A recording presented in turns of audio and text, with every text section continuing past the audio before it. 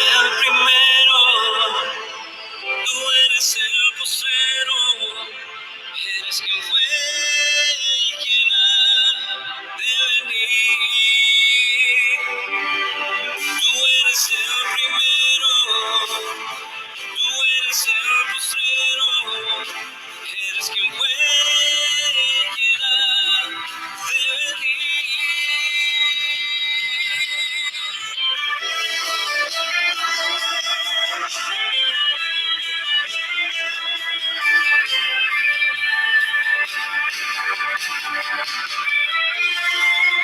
Sonó la trompeta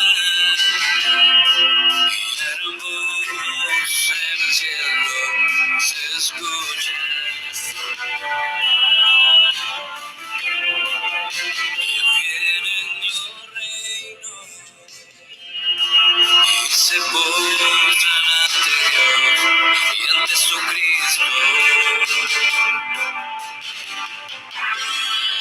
Solo un mediador para mi salvación.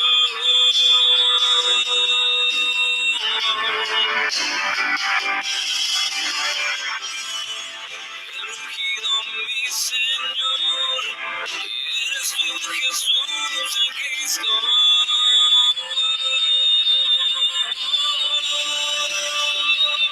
Tú eres el primero, tú eres el postrero, eres quien fue y quien ha de venir.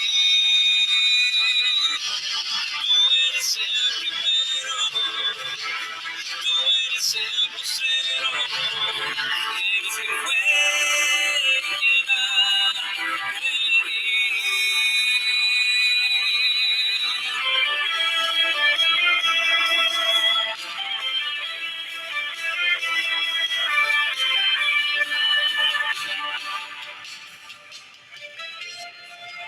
Sonó la trompeta, la gran voz en el cielo se escucha. Ya viene el reino y se postrará ante Dios y ante su Cristo. Solo un mediador para mi salvación.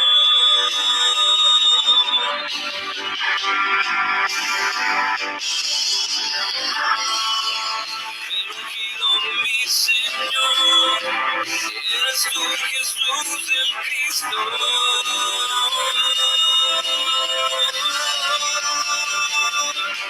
Tú eres el primero, tú eres el postrero, eres quien fue y quien ha de venir. Tú eres el primero, tú eres el postrero, eres quien fue y quien ha de venir.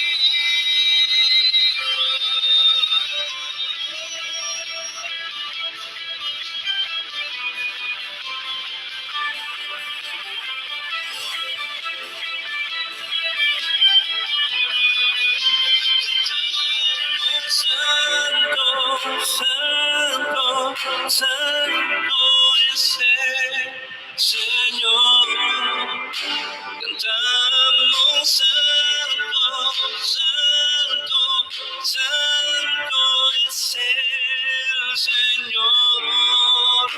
Tu pueblo dice santo, santo, santo es el Señor. Tu pueblo dice santo, santo, santo es el Señor. Tú eres el primero, tú eres el postrero, eres quien fue y quien ha de venir. Tú eres el primero,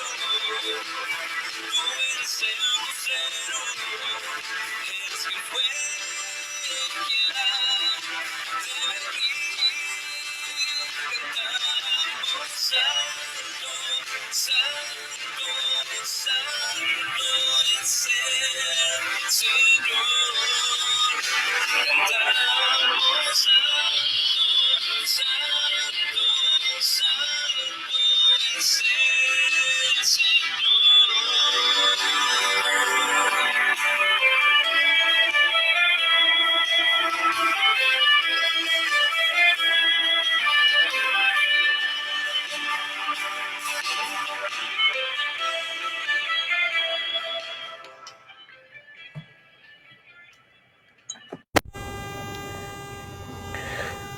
Dios les bendiga esta mañana.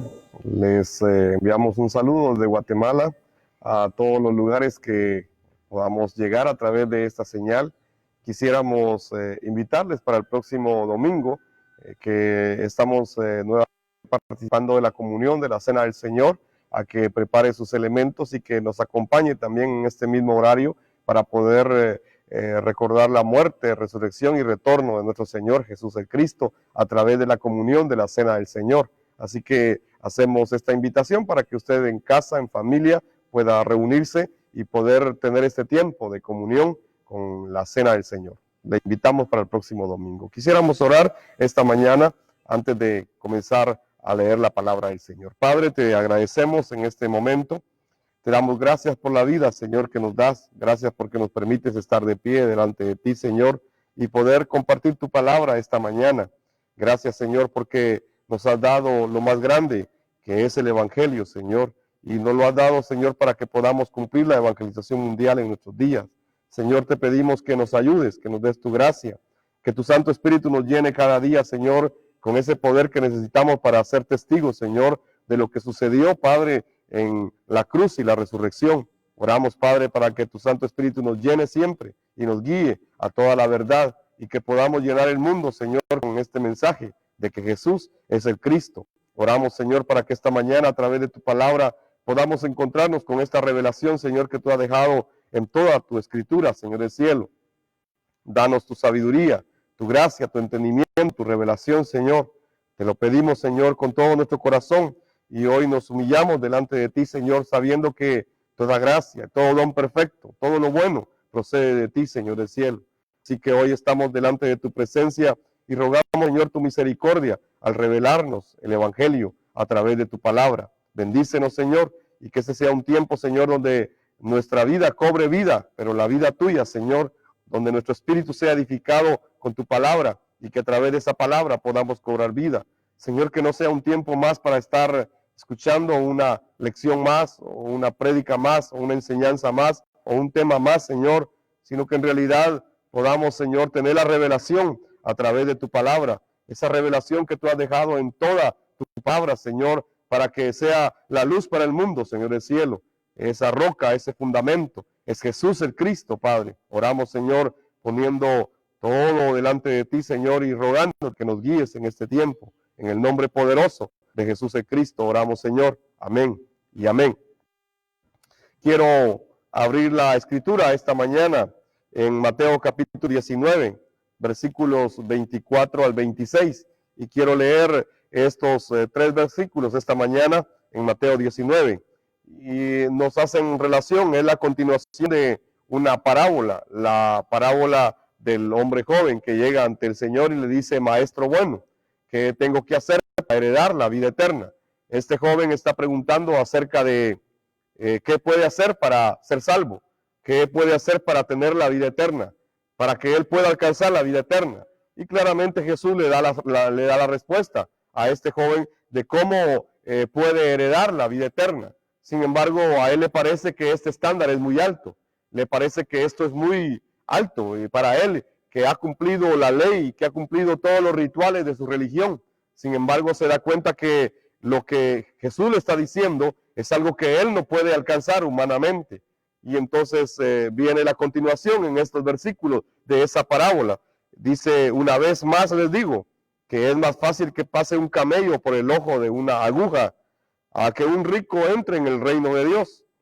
Cuando sus discípulos oyeron esto, se quedaron muy sorprendidos y dijeron, entonces, ¿quién podrá salvarse? Entonces, ¿quién podrá salvarse? Jesús los miró y les dijo, para los hombres esto es imposible, pero para Dios todo es posible. Jesús estaba hablando acá de la gente que tiene posesiones. Y no estoy hablando solamente de posesiones materiales. No estoy hablando solamente de dinero. Estoy hablando de gente como aquel joven que tenía una posesión que era su religión. Él creía que a través de su religión él había cumplido todo. Y esa era su mayor posesión. Todo lo he hecho. Todo lo tengo. Todo lo he logrado. Ya no necesito nada más. O dime tú si falta algo. Es lo que él llega a preguntarle al maestro bueno. Y entonces en primer lugar Jesús le dice, no me llames maestro bueno. Y luego le dice cuál es la exigencia que tiene que cumplir. Y él ve que esto es un estándar muy alto. Y entonces se decepciona. Y él no entiende que solo así es como puede ser salvo. Y Jesús le enseña a sus discípulos y les dice que es muy difícil que alguien que tiene tantas posesiones pueda entrar en el reino de Dios. Que es más fácil incluso que un camello pueda pasar en una puerta muy pequeña. A esto se le llamaba una aguja. En las paredes de la ciudad de Jerusalén había unas puertas muy pequeñas donde apenas podía pasar una persona agachada, inclinándose, y podía pasar. Y entonces a esto se llamaba una aguja. Y entonces lo que Jesús está diciendo que en realidad es más fácil que un camello pueda pasar por una de esas puertas pequeñas llamada aguja a que un rico, a que alguien que tiene muchas posesiones muy arraigadas dentro de él pueda entrar en el reino de Dios. Y entonces sus discípulos quedaron sorprendidos de esto. A ellos les sorprendió que lo que el Señor está diciendo. Y dijeron entonces, ¿quién podrá salvarse? ¿Quién realmente puede ser salvo? Jesús les miró fijamente y les dijo, para los hombres, humanamente, esto es imposible. O sea, nadie puede salvarse. Pero para Dios, todo es posible. En realidad, esta última parte de este versículo que hemos leído es usada normalmente por la fe del positivismo actualmente y lo usan de bastantes maneras y muy frecuentemente. Y normalmente usted escucha desde los púlpitos a los predicadores decir que para Dios todo es posible. O otros dicen que para Dios no hay nada imposible. Y entonces la gente repite esta última parte, pero en realidad no ha entendido el contexto de esta última parte del versículo. Es que Dios está diciendo que para Él todo es posible. Claro que sí, pero está refiriéndose a un punto. Está refiriéndose a la salvación. No es que se refiera a que Dios puede hacer un milagro. Claro que sí lo puede hacer.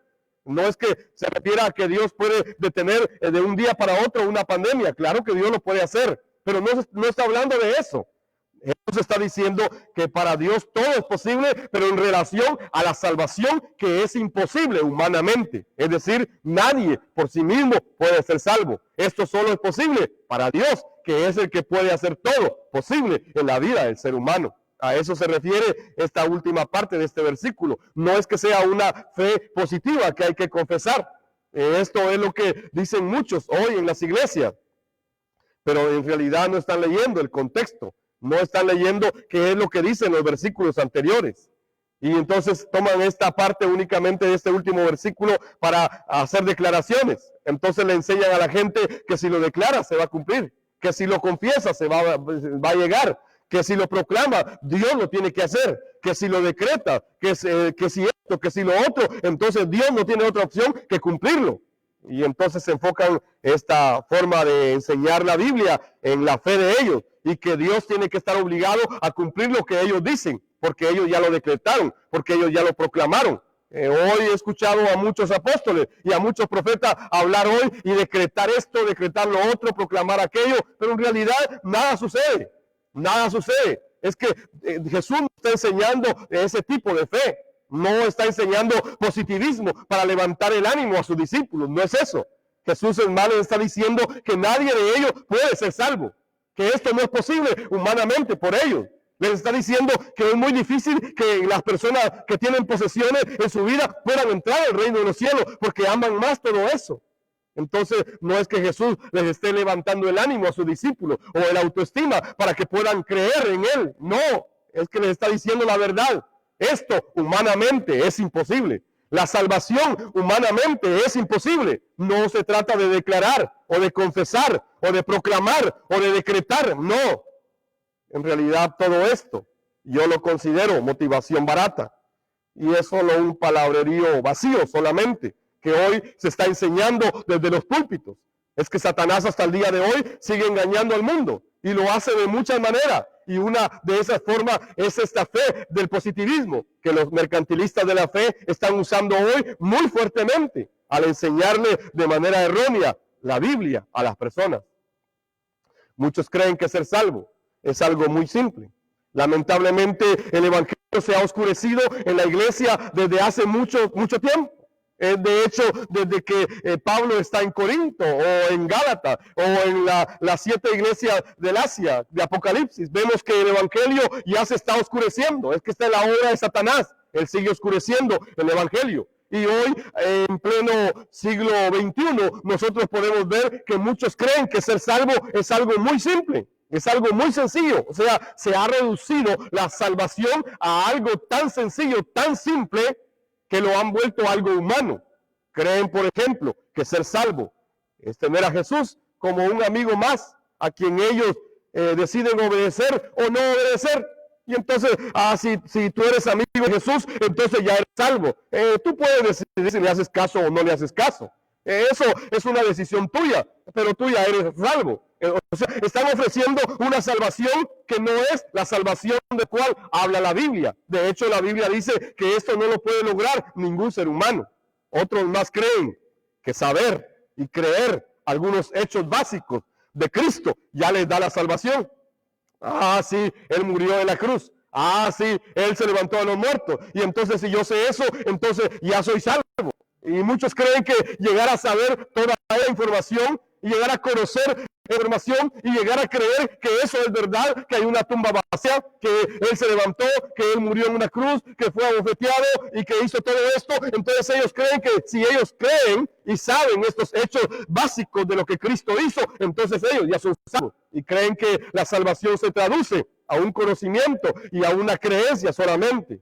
Otros más creen que hacer cambios o ajustes en la vida personal, en realidad es la salvación. Eso es lo que ellos piensan. Pero yo pregunto, ¿será que los cambios que pueda hacer una persona en su vida personal, los ajustes que pueda hacer una persona en su vida personal, ¿será que evidencian que es salva? Yo he visto en realidad muchas personas cambiar su estilo de vida. He visto muchas personas que hacen esos ajustes en su vida, pero no son salvos. No son salvos. Y estoy seguro de eso. Otros más piensan que Jesús es un Salvador bondadoso, que pacientemente está esperando que los pecadores lo acepten.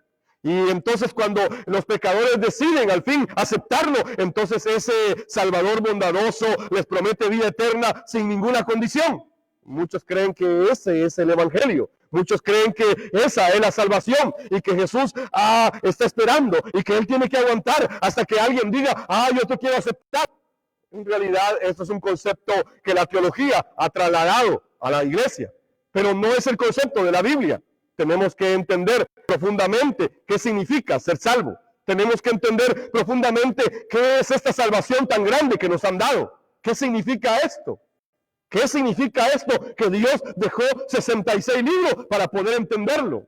¿Qué significa esto de ser salvo? Y la otra pregunta es, ¿será que en realidad yo soy salvo? Es una pregunta que hay que hacerse hoy. Es que en realidad no comprender la gravedad del problema espiritual. Cuando no podemos comprender la gravedad del problema espiritual, entonces nos quedamos ciegos ante el Evangelio. Si yo no entiendo el problema espiritual que el ser humano tiene, entonces yo no puedo tener claro el Evangelio, porque no puedo entender por qué Dios dejó el Evangelio. El ser humano quedó separado de Dios gracias a Satanás y al pecado. Ese es el problema espiritual, es descrito en Génesis 3. Usted puede revisarlo ahí y se dará cuenta de todo lo que sucedió desde el momento en que el ser humano quedó separado de Dios. Entonces, si yo no puedo entender esa parte, si yo no puedo comprender la gravedad del problema espiritual, entonces voy a quedar ciego ante el Evangelio. Me he sorprendido de una declaración muy reciente de la iglesia tradicional, La cúpula de la iglesia tradicional en Europa ha decretado que los primeros capítulos de Génesis en realidad no tienen validez, que son un mito únicamente y que ellos han trascendido ya el mito. Y entonces ellos no están creyendo en lo que dice Génesis 3. Es decir, están quitando el mensaje de la Biblia. Están anulando el mensaje de la Biblia. Es que el ser humano quedó separado de Dios gracias a Satanás y el pecado. Y desde ese momento, Satanás ha levantado un velo para que no le sea revelado el Evangelio. Esto lo confirma 2 Corintios 4:4. Satanás, quien es el Dios de este siglo, ha cegado el entendimiento de los incrédulos para que no puedan creer este Evangelio, la gloriosa luz del Evangelio de Jesús como el Cristo, quien es la imagen del Dios vivo. Entonces podemos ver cómo Satanás hoy se está encargando de todo esto. Y podemos ver cómo Satanás está oscureciendo todo lo que es el Evangelio. Es que el ser humano quedó en un estado de pecado. Y entonces si yo no entiendo la gravedad del problema espiritual, entonces yo me puedo volver ciego ante el Evangelio. El ser humano está en un estado de pecado mientras esté en este cuerpo de carne. En realidad, mientras estemos en este cuerpo de carne, no se puede resolver totalmente este problema. Por eso Pablo decía, ¿dónde está, oh muerte, tu victoria? ¿Dónde? Oh sepulcro, tu morada, ¿dónde? ¿Dónde? Si ha sido sorbida la muerte en victoria. Y entonces dice que ese momento es el cumplimiento donde todo el Evangelio tiene una validez total en mi vida, porque soy libre de esta carne, soy libre de este cuerpo. Pablo mismo decía, ay de mí, ¿quién me librará de este cuerpo de muerte? Porque lo que quiero hacer no lo termino haciendo, y lo que no quiero hacer es lo que termino haciendo. ¿De qué estaba hablando Pablo? Es que mientras estemos en este cuerpo de pecado, en este cuerpo de carne, en realidad vamos a necesitar todos los días el Evangelio entrando a nuestra vida, porque el estado del ser humano es un estado de carne, es un estado de pecado. Así que si yo no tengo claro esto, estoy ciego ante el Evangelio y no me daré cuenta que necesito que ese Evangelio esté entrando a mi vida todos los días. Y entonces podré levantar argumentos para defender mi postura, mi posición, para no entender que el Evangelio me tiene que entrar todos los días. El Evangelio es lo que debe entrar a mi vida todos los días. Así que podemos ver cómo la iglesia de hoy se ha desviado de este Evangelio que habla la Biblia. Y por lo tanto el concepto de salvación está muy distorsionado. Y hoy se explica un montón de cosas acerca de la salvación.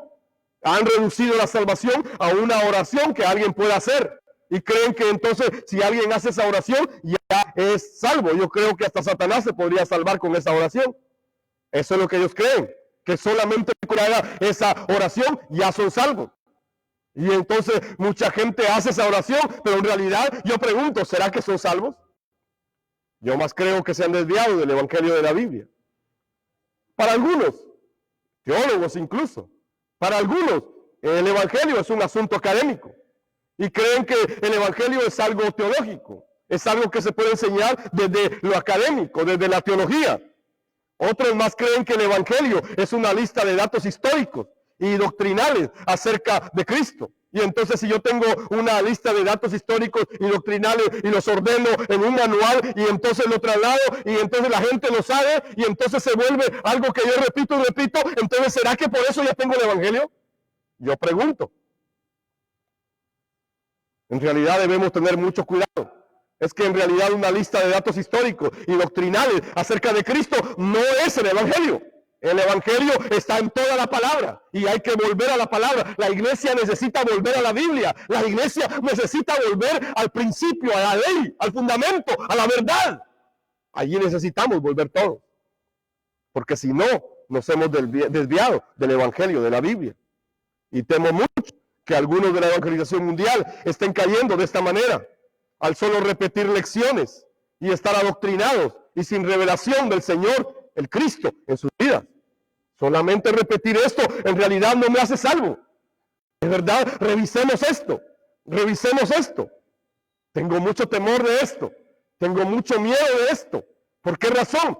Porque en realidad podemos caer en este punto si no tenemos cuidado de darnos cuenta de que necesitamos el Evangelio que está en toda la Biblia entrando constantemente a mi vida. El Evangelio no es una serie de hechos o una serie de lecciones que podamos repetir. No, el Evangelio es el poder de Dios revelado al hombre. Eso es el Evangelio. ¿Para qué? Para que pueda ser libre de Satanás, libre del pecado, y entonces pueda estar con Dios. Ese es el Evangelio. El Evangelio no es repetir por repetir. No. Ni siquiera es repetir los capítulos de la Biblia. Ni siquiera eso. O leerlos en la mañana o en la noche. O levantarse a leer un capítulo de la Biblia en la mañana. De esa manera acercarse a Dios. No. Eso no es Evangelio. El Evangelio es el poder de Dios revelado al ser humano para que sea libre de Satanás, del pecado y de la separación con Dios. Eso es el Evangelio. Ahora yo pregunto, ¿eso de verdad está entrando a tu vida todos los días? ¿O es conocimiento? ¿O es solo información? Entonces, si es eso, nos estamos desviando del Evangelio, de la Biblia. Dios es el Señor de la salvación.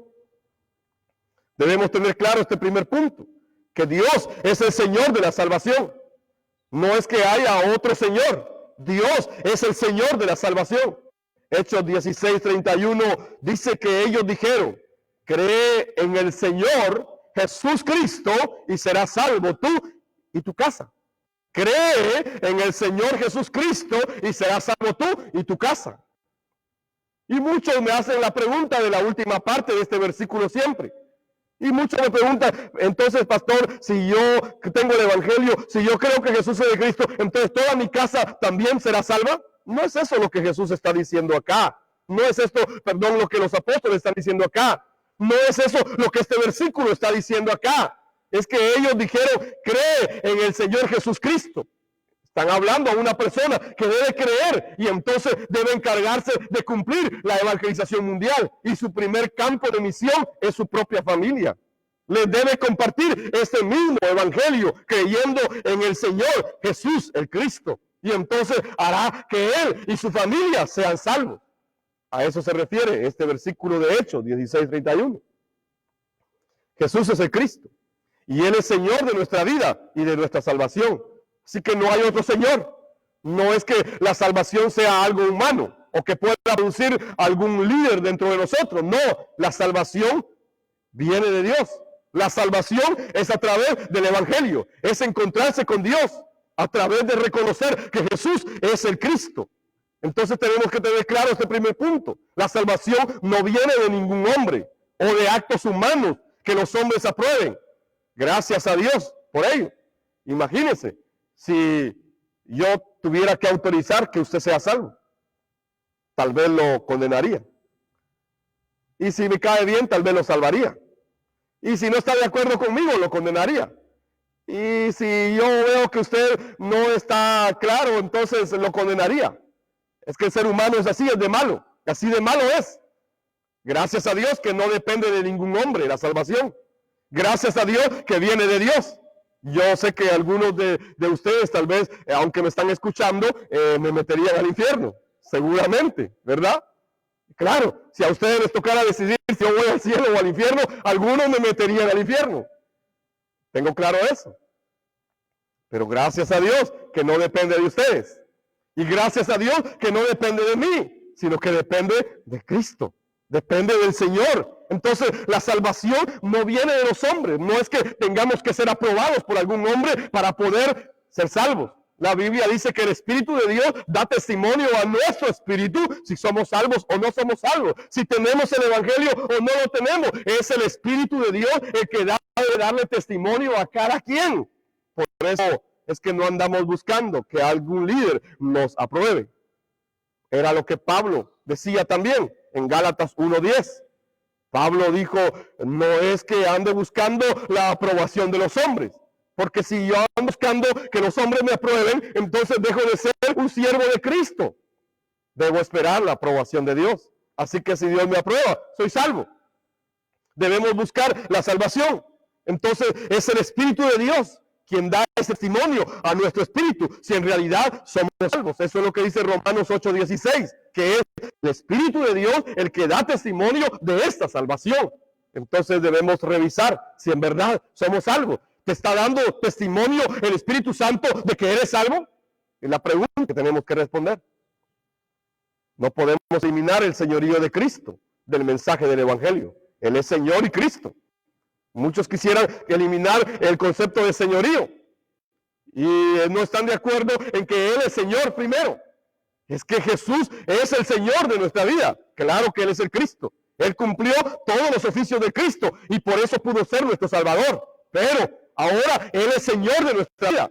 ¿O no es el que gobierna nuestra vida? ¿No es Él el soberano de nuestra vida? ¿No es Él el Señor de nuestra vida? Por eso decimos que Jesús es el Cristo y Señor de nuestra vida. Es que eliminar el señorío de Cristo del mensaje del Evangelio es cometer un grave error. Es decir, que yo me gobierno solo, que no me importa que Él sea Señor en mi vida. Es que yo puedo hacer lo que quiera, no me importa el señorío de Cristo. Eso es lo que muchos están haciendo hoy. Pero si vemos la Biblia, hay pasajes muy claros. Romanos capítulo 10 y verso 9 dice, si confiesas con tu boca, ¿qué cosa? Si confiesas con tu boca, ¿qué cosa? ¿Qué cosa? Que si confiesas con tu boca que Jesús es el Señor y crees en tu corazón que Dios lo levantó de los muertos, entonces serás salvo. Aquí habla de dos cosas. La primera es confesar con nuestra boca que Él es el Señor de nuestra vida. Es decir, el señorío de Cristo no está separado de la salvación y del Evangelio. Lo segundo es creer en nuestro corazón que Jesús es el Cristo que fue levantado de los muertos. Entonces, aquí van unidas estas dos cosas. Esto es como una misma moneda de dos caras. De un lado es que Jesús es el Cristo y del otro lado es que Él es el Señor o debe ser el Señor de nuestras vidas. Él debe guiarnos. Jesús es Señor y es Cristo. En realidad no es que nosotros hagamos a Cristo Señor, es que Cristo es el Señor, aunque no nos guste, aunque no lo querramos decir. Pero la Biblia dice que si lo confesamos con nuestra boca, esto es parte de la salvación. Y si creemos que Él es el Cristo, entonces el que fue levantado de los muertos, entonces seremos salvos. Si creemos que Él es el Cristo y Él es el Señor de mi vida, entonces yo soy salvo. Yo no necesito hacer a Cristo mi Señor. Es que Él es el Señor. Aunque yo no lo quiera, aunque yo no lo entienda, aunque yo no lo acepte, Él es el Cristo, es mi Señor. Hechos 2:36 fue lo mismo que Pedro también dijo. Sépalo bien todo el pueblo de Israel, que a este Jesús, a quien ustedes crucificaron, Dios lo ha hecho ¿qué? Señor, Señor y Cristo. En la misma moneda, las mismas dos caras. Para ser salvo, se necesita reconocer el señorío de Cristo en nuestras vidas. Así que podemos preguntarnos si realmente somos salvos. Solo el Dios de salvación puede resolver el problema del hombre entonces. Somos salvos del problema de Satanás. Y lamentablemente muchos todavía no pueden decir que son salvos del problema de Satanás. Todavía siguen creyendo que Satanás los va a matar con una pandemia. Tienen miedo de eso. También tienen temor de que Satanás les robe todo lo que tienen. Tienen temor de perder lo que han logrado hasta ahora. Entonces no son libres de Satanás, aunque digan que Jesús es el Cristo. No han resuelto el problema de Satanás, porque Satanás todavía los agobia. Satanás todavía los controla. Satanás todavía los dirige. Entonces, ¿serán salvos? Es la pregunta. El otro punto es que somos salvos del pecado. Somos salvos del pecado. Es que ya no estamos aquí para andar pecando.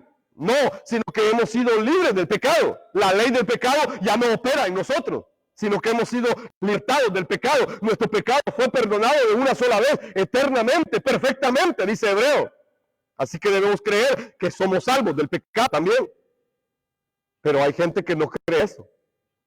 Y entonces en realidad creen que ellos tienen que estar haciendo un mérito para poder resolver el problema de sus pecados hasta el día de hoy. También somos salvos de la separación del hombre con Dios. Es que Emmanuel ya se cumplió en nosotros. Eso es ser salvo. Es que ya Satanás está derrotado. Es que nuestro pecado fue perdonado y ya nos encontramos con Dios. Entonces somos salvos. Somos salvos. Se resolvió todo porque Dios está con nosotros. Emmanuel es una realidad con nosotros. Eso es ser salvo realmente. No es otra cosa. No es un concepto solamente que hay que esperar a que se cumpla en la eternidad. No, es que la Biblia dice que ya somos salvos. Jesús, Cristo, no vino a la cruz y la resurrección para resolver alguna pandemia. Por favor, no crea esto. Él vino para reconciliarnos con Dios.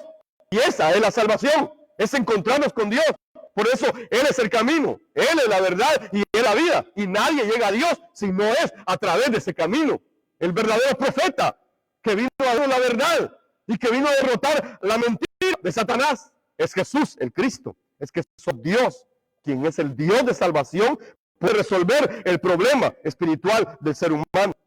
Entonces sí podemos entender, si restaura el evangelio en nuestra vida, podremos comprender la gravedad del problema espiritual.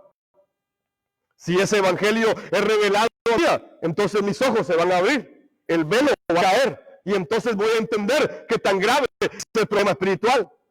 Entonces me voy a dar cuenta que en realidad, delante de la cruz de Cristo, solo puedo estar postrado, dándole gracias a Él, porque esto es por revelación, y gracia de Dios, no es algo humano, no es algo que yo tenga, no es algo que yo pueda dar, no, yo no puedo darte la revelación, yo no puedo darte la gracia de Dios, eso solo viene de Él. Así que, verdad, si se restaura el evangelio en tu vida, podrás entender la gravedad de este problema espiritual. Si se restaura el evangelio en nuestra vida, si nos es revelado el evangelio de que Jesús es Cristo, llegamos a entender la grandeza de la salvación que nos ha dado ese Cristo. Podemos llegar a entender qué tan grande es esta salvación, que Dios mismo tuvo que venir para darnos esa salvación a través de su Hijo amado, el Cristo. Si se restaura el evangelio, llegamos a tener la fe que vence al mundo y podemos trascender cualquier cosa, no importa lo que sea. Incluso esta pandemia la podremos trascender en medio de cualquier circunstancia. Es que solamente Dios puede dar paz en medio de la tormenta. ¿Y cómo es posible eso? ¿Será posible a través de una canción? Muchos creen que es así y que si cantan eso, que hay paz en medio de la tormenta, entonces Dios les va a dar paz. Pero no es así. Es que si tenemos el evangelio, llegamos a tener la fe que puede vencer al mundo y que no importa lo que venga, no importa lo que suceda, podemos vencer y trascender este mundo. Si en realidad se nos revela el evangelio, si en realidad se restaura el evangelio en nuestras vidas, se va a restaurar la soberanía de Dios, se va a restaurar el señorío de Cristo en nuestra vida. Que Él es Señor y es Cristo también. Quiero concluir esta mañana diciendo que Jesús es el Cristo. Y quiero compartir 3 porciones de la Biblia para finalizar. La primera de ellas está en 2 Tesalonicenses, capítulo 2 y versículo 13. Y dice de esta manera: pero nosotros siempre debemos dar gracias a Dios por ustedes, hermanos amados por el Señor, de que desde el principio Dios los haya escogido para salvación, mediante la santificación por el Espíritu y la fe, ¿verdad? Si ustedes revisan más detenidamente este versículo de 2 Tesalonicenses 2:13, dice el apóstol Pablo, hablarle a la iglesia de Tesalónica: hermanos amados por el Señor, ustedes son hermanos amados por el Señor. Fue Él quien los ha salvado, porque desde el principio Dios los escogió para salvación. Qué gran privilegio el que usted tiene. Qué gran privilegio, de verdad, el que nosotros podemos tener, el ser escogidos por Dios desde el principio para ser salvos. Y esto mediante la santificación por el Espíritu y la fe en la verdad, y la verdad es Cristo. Así que la fe en esta verdad es enfocada en el Mesías Cristo. La fe en la verdad es la fe en el Evangelio, y esa es la fe que nos ha sido dada. Esa es la fe que Dios nos ha dado. Y es el Espíritu Santo el que Dios nos ha dado, el que nos santifica. Y entonces por estas 2 cosas dice que nos fue entregado esto de salvación. Y fuimos escogidos desde el principio por Dios para ser salvos. No necesitamos que alguien nos diga que somos salvos. Solo debemos preguntarnos: ¿seré salvo realmente? El día de hoy, en algunos seminarios de evangelismo, en las denominaciones de hoy, le enseñan a los que asisten a esos seminarios preguntar si alguien es salvo es una herejía. Si yo me pregunto, ¿será que soy salvo? ¿Será que yo soy salvo? Si yo me cuestiono de esta manera, ellos dicen: entonces usted no tiene fe. Entonces usted está negando la palabra, usted está negando la fe. Pero la Biblia me dice que debo revisar mi fe. La Biblia me dice que debo apercibirme si tengo la fe correcta. Entonces puedo preguntarme, ¿será que de verdad tengo la fe correcta? ¿Será que de verdad el evangelio está entrando en mi vida y está produciendo el cambio de vida que yo necesito para estar con Dios? ¿O sigo siendo el mismo? Entonces vale la pena preguntar, ¿será que en realidad la verdad del evangelio está entrando en nuestras vidas todos los días? El segundo pasaje que quiero compartir para finalizar es 1 Corintios 15, versos 1 y 2. El apóstol Pablo, hablando a la iglesia de Corinto, les dice además, hermanos, les anuncio